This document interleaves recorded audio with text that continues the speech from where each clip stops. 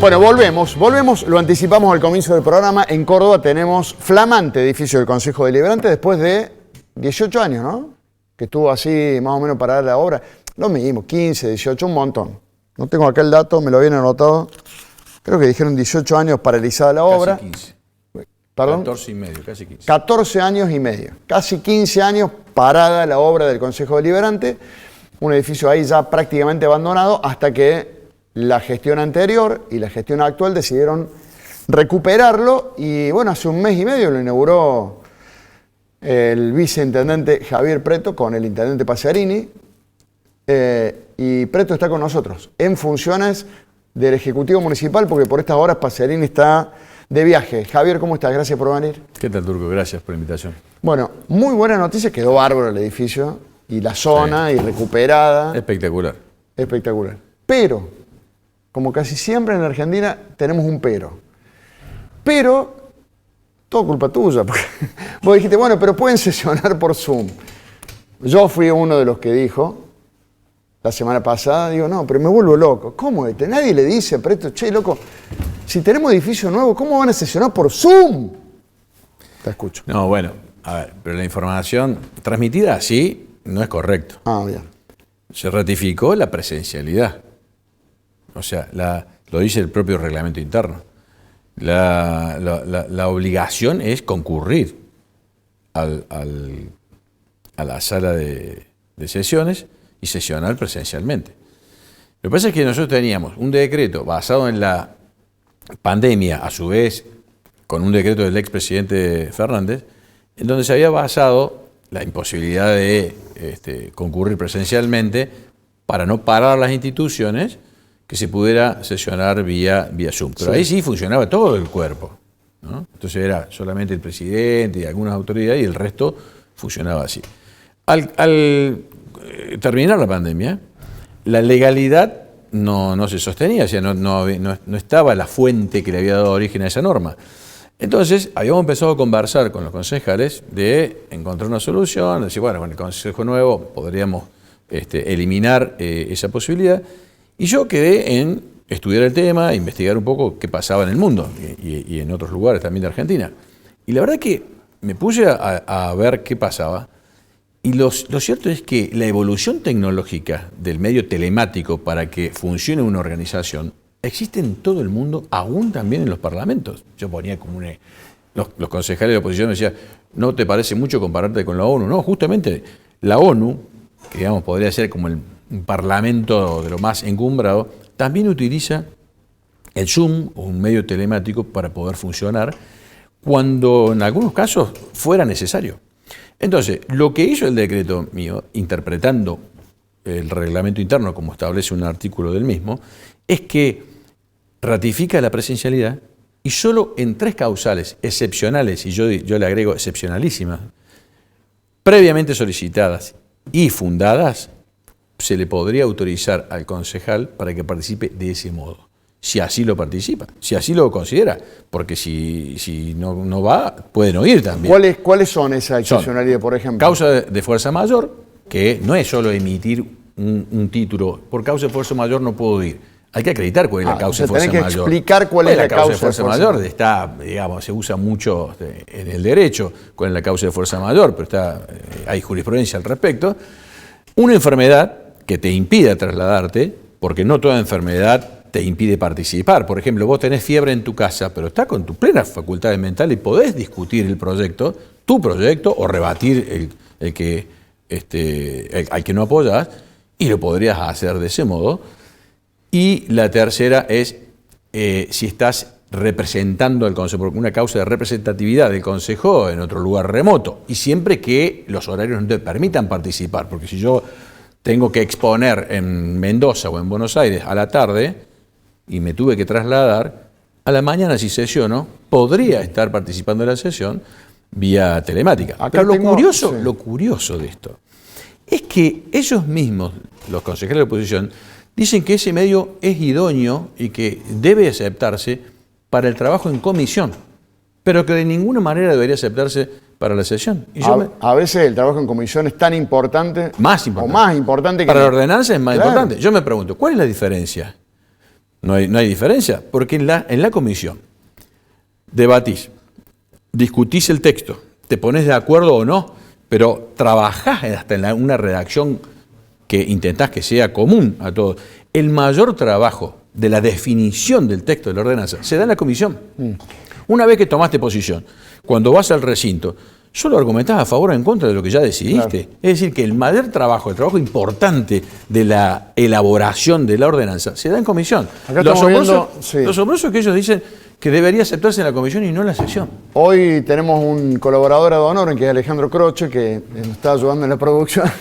Y claro, nos está mostrando algunos concejales que pusieron el grito en el cielo, que la concejal Vilata. Claro, los concejales de la oposición que critican esto y que tratan de establecer esa diferencia, que no entendemos cuál es la diferencia, son los que más utilizan el Zoom para trabajar en comisión. Entonces yo es una contradicción. Y además, te podría pensar, ¿cuál sería el objetivo? Perdón, ¿y pueden trabajar por Zoom en comisión cualquiera sea el motivo o también tiene que...? Cualquiera sea el motivo. Ahí, o sea, si lo prefieren, sí, porque no tenés que estar enfermo y no poder trasladarte, ni tenés que estar en otra provincia. Exactamente. No podés estar en tu casa y trabajar por Zoom en comisión. Pero la excepción está prevista para la sesión, pero sometida a esas 3 causales previamente solicitadas y acreditadas. Claro, ahí estamos viendo que por Zoom está Javier Fabre, por ejemplo. Claro, que es de la oposición. Sí. O Roxana Morano.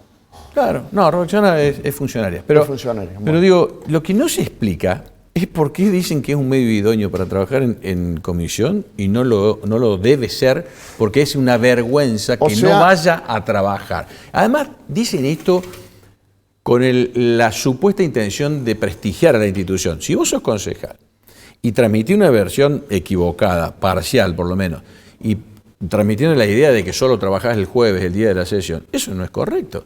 El concejal que quiere trabajar tiene trabajo todos los días. Es más, fin de semana también si quiere. Javier, o sea, no se puede reducir a eso. Pasemos en blanco. ¿Se va a trabajar de manera presencial? Esa es la regla. Salvo excepcionalísimas ocasiones, dijiste vos, que son estas 3 que mencionaste. Por ejemplo, hay una concejal que ha presentado un escrito, no para esta última sesión, sino la anterior, argumentando que por razones de fuerza mayor no pudo asistir. Ahora le vamos a pedir que explique cuál es la causa de fuerza mayor. Porque lo definió ella y no se define personalmente la causa de fuerza mayor. La causa de fuerza mayor es algo que te impide participar, te impide trasladarte. No es algo que vos te afectó personalmente de tal manera que vos evaluaste que para vos es una causa de fuerza mayor. La fuerza mayor no lo decide uno, no es personal. Es una causa de fuerza mayor. Te pregunto, ¿ya está funcionando pleno el edificio? Totalmente, el edificio funciona pleno, lo que es el recinto para las sesiones y el auditorio, que está muy lindo también, que tiene 125 ubicaciones, con audio, con video, que está muy, muy bien. Todavía no tenemos las oficinas administrativas porque se están produciendo los muebles que han sido comprados mediante una licitación. Inmediatamente se aporten los muebles y se trasladen al edificio, nosotros vamos a trasladar todo el personal. Me gustaría hacerte algunas consultas sobre la gestión. Empezaré por el tema basura. No es un tema que esté en agenda, que sea noticia, que aparezca en los diarios, pero vengo escuchando que hay una especial atención / preocupación de las autoridades municipales, sobre todo de la gente que está trabajando en el ambiente, con Jorge Forlani a la cabeza, por la cantidad de basura que generamos y sobre todo por la recolección casi diaria que tenemos en Córdoba, que es como tener un personal de casas de familia cama adentro, más o menos, 6 veces a la semana. Más o menos. Mirá, nosotros generamos residuos como más o menos todas las ciudades semejantes a Córdoba. Es un 1.2 kilos de basura por persona por día, más lo que serían los restos de poda, los restos de construcción, ¿no?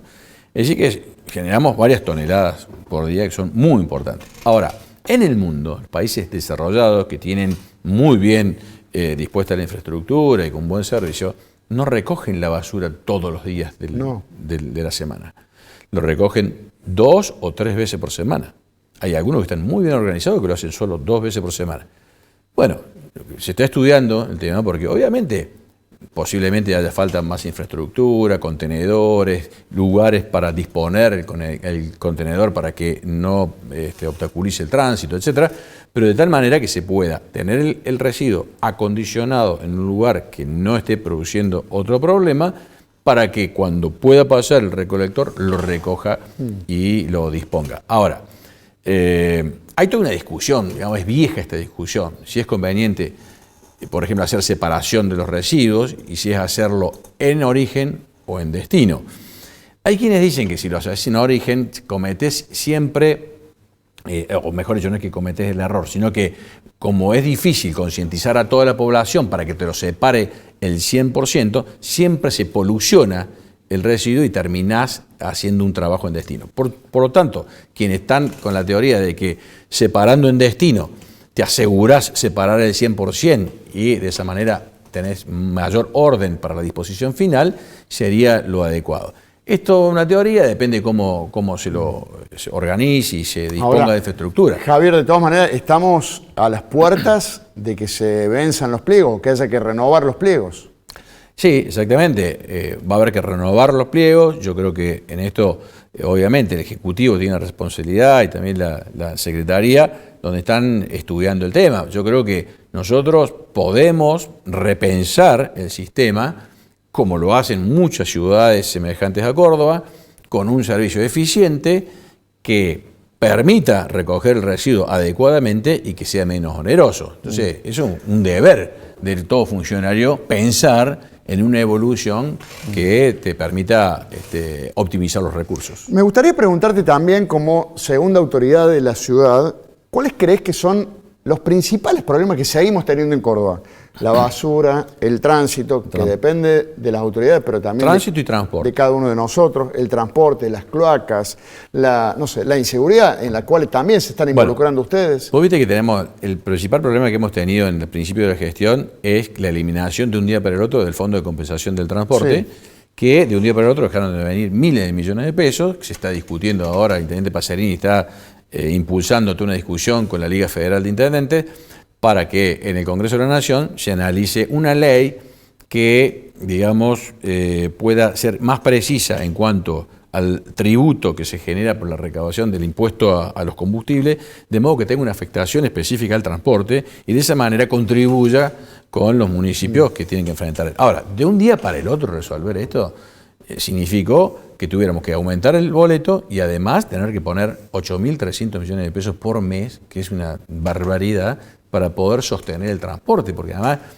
es cierto que nosotros tuvimos un transporte que nunca paró y que a pesar de las dificultades, el intendente hizo un máximo esfuerzo y lo logró, pero no se puede sostener por mucho tiempo esta situación. Entonces, lo ideal sería que la ley esta permita obtener recursos del impuesto a los combustibles de modo que podamos destinarlo al transporte, que no es rentable en ningún lugar del mundo, por lo menos para el Estado. Por supuesto que si tenés empresas que son concesionarias de servicio y no son rentables en lo que prestan, no tenés empresas que te ayuden a prestarlo al servicio. Pero digamos que es deficitario el servicio de transporte y entonces ahí hay que prever el modo de conseguir una fuente de financiamiento para no seguir en esta situación. Pero claramente el transporte lo pones como principal. Y es un problema serio. Si vos no te podés trasladar, no podés ir no podés ir a trabajar, no podés ir a educarte, no podés acceder a los servicios de salud. Sí, las veces que he hablado con el intendente Pacerini también me dice lo mismo, transporte. Es un problema. Ahora, otro problema que tenemos en Córdoba es que tenemos casi el 50% de la ciudad sin cloacas. Entonces, tenemos una nueva planta de tratamiento de residuos cloacales que es con mucha tecnología y que además produce energía que se reutiliza en los trolebús. Hay que acondicionar la planta anterior para conseguir capacidad de tratamiento porque la ciudad sigue creciendo, se sigue construyendo y hay que seguir conectando. Y hay que pensar en ampliar aún más ese servicio para la proyección del desarrollo urbano futuro. Ese es un tema. El otro tema es el de los desagües pluviales, que son obras caras y que muchos ingenieros lo ponen en duda, como diciendo, ¿para qué vas a invertir tantos recursos en una obra de desagüe pluvial cuando se usa 30 días al año, 40 días al año? Lo que pasa es que cuando te toca un excedente hídrico o una lluvia copiosa, te destruye la ciudad y además con los riesgos de pérdida de vida inclusive. son obras de infraestructura caras, pero son obras que esta ciudad merece tenerlas. Me gustaría Ni hablar del pavimento, que nos faltan más de 4.000 cuadras de pavimento. Sí, sí. Llegan a la radio, llegan mensajes casi a diario de vecinos que piden el pavimento, por ejemplo, Villa Unión, que muchas veces se lo prometieron. Vuelvo con el tema de la política, me quisiera detener unos minutos en esto con vos, Javier, para preguntarte, vos venís del PRO, y el PRO en algún momento, y todavía se dice fue, no digo cooptado, pero bueno, la Libertad Avanza o el gobierno de Milei ha dejado un poco opacado al PRO. ¿Cómo lo ves a Milei? Lo veo con mucha decisión de avanzar sobre los problemas que son fuentes de todas las consecuencias que estamos atravesando, ¿no? Hace mucho que se viene hablando de la importancia de tener déficit cero, por ejemplo, ¿no? Lo que sí me parece que está muy enfocado en lo económico-financiero y la vida de un país es mucho más que eso, digamos, ¿no? Me llama la atención que no se conocen, si los tienen no se conocen, programas para reactivar la economía. Entonces, estar tanto tiempo focalizado en lo económico-financiero y no pensar cómo con las fuerzas de la oposición establecer alguna política pública que, aplicada en el funcionamiento, se convierta en una política de Estado para que haya promoción de actividad económica. No te olvides que la mayor cantidad de empleo lo generan las pymes. Sin embargo, no hay muchos planes, o no se conocen, para promover la actividad y facilitar a la pyme que genera empleo rápido y en blanco y formal, seguro para la población. Hoy eso no se está viendo y me parece que es el déficit del gobierno. La otra que te quiero hacer es sobre el peronismo, por todo lo que está pasando con Alberto Fernández. Muchos hablan del fin del kirchnerismo, esto yo ya lo he escuchado un montón de veces, vos seguramente también. Después el kirchnerismo se reinventa, se rearma, desde los bolsos de López hasta acá, y vuelve a ganar elecciones. Pero sí me gustaría preguntarte sobre el peronismo, porque vos estás al lado de un peronista como Daniel Pacerini, en un gobierno que es Hacemos por Córdoba en la ciudad, pero ¿ves una posibilidad del peronismo a partir de todo lo que pasó y de la derrota del kirchnerismo? ¿Ves una oportunidad para el peronismo, para que también se reinvente el peronismo de otra manera que no sea cooptado por el kirchnerismo? Yo creo que sí, porque el peronismo es un movimiento que es mucho más que el kirchnerismo y además tiene dirigentes muy importantes que siempre han sido muy prácticos, digamos, ¿no? No tan doctrinarios, sino más prácticos. Y eso es lo que la versatilidad que tiene el peronismo le da la posibilidad de que con buenos dirigentes como existen se pueda rearmar y ser una alternativa de gobierno. Porque no está bueno tampoco, como muchos sostienen, es que bueno, ahora está todo el poder concedido ahí al presidente, la gente está esperanzada en que va a cambiar todo el país y producto de eso no se genere una alternativa. Me parece que una alternativa siempre es muy importante para que el ciudadano pueda elegir. Si vos no tenés mucha posibilidad de elegir, la verdad que siempre te vas a tener que quedar con lo que está de moda o está hoy resolviendo. Pero a mí me parece que el peronismo tiene siempre una alternativa con los dirigentes que tiene para rearmarse, para elaborar una propuesta alternativa, acompañado de las decisiones que entiende que son importantes del presidente, y me parece que se habla de la madurez política que deberían tener, como lo han hecho los otros partidos también. Pero me parece que aprobar todo con los ojos cerrados y esperar que los beneficios vengan como por arte de magia, me parece que no estamos en condiciones de hacer eso, sobre todo porque hay mucha gente que la está pasando mal, la viene pasando mal y no hay programas que avisoren una esperanza de un cambio rápido para muchos sectores. Bueno, la última, vos ya fuiste intendente. De una ciudad mucho más chica, sí. Sí, pero claro. Fuiste intendente. Sí, sí.